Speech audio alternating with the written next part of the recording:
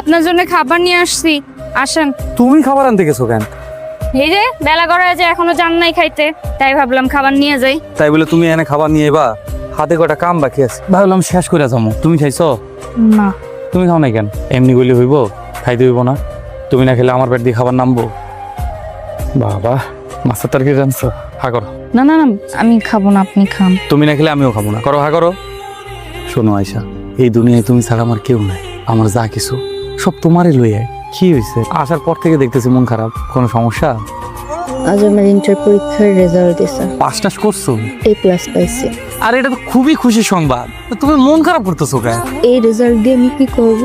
মা তো এখন আর আমারে পড়াইবো না। কত স্বপ্ন ছিল, আমি পড়াশোনা করব, ডাক্তার হব, মানুষের সেবা করব।